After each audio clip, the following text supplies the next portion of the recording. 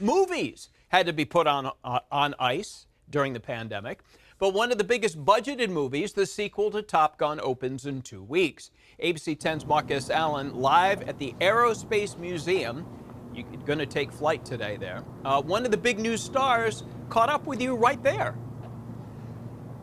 Yeah, exactly, Walt. And this big new star represents something that I've been saying about the film. It's remarkably nostalgic while at the same time being modern and being the face of the new world.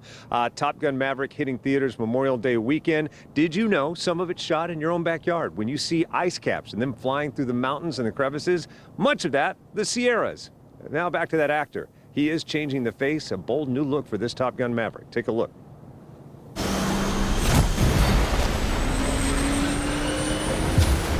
Top Gun Maverick, the biggest movie to have pushed its release entirely past the pandemic shutdown, and for good reason.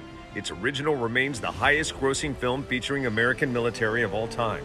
And with the new film, new faces, like Greg Tarzan Davis, Coyote, who was in town to check out Sacramento's Aerospace Museum, and the Tomcat as featured in the first film.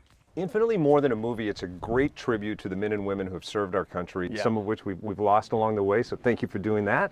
I mean, I'm thankful for the Navy to allow us to do it. You know, I didn't do nothing. I just played a part to trying to do my best to represent, you know, the people that were in it. So if they like it, yeah, I'm taking credit for it. But if they don't, I don't know. You said the word represent, and that reminds me, what I loved about the movie is also inclusion and diversity, that you are a prominent feature of this film. Yeah, I mean, I think that's what I think.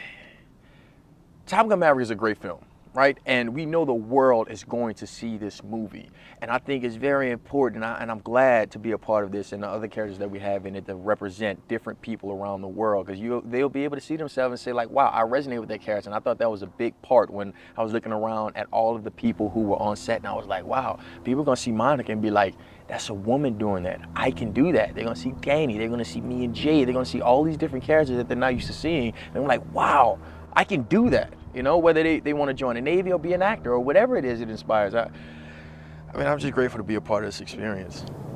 He's such a good guy. Known as Tarzan, people who follow him way back know that was his Vine handle, later Instagram, now known as Coyote. That's his call sign when he's flying in this movie. One of his scenes, and here comes my review because the embargo has been lifted, one of the greatest aviation cinematic moments I have ever seen involves him about halfway through the movie. You're going to see it when you check it out.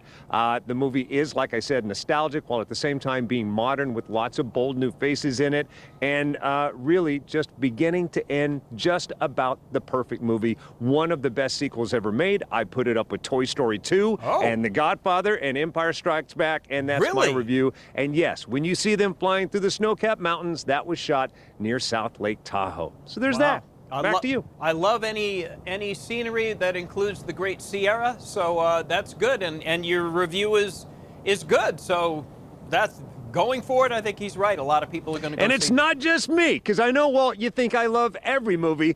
Everybody is loving this movie. Okay. People weeping for like minutes during credits when I saw it. Weeping for minutes. Okay. Hashtag weeping for minutes. Okay. Marcus Allen with a review. Mark, thank you.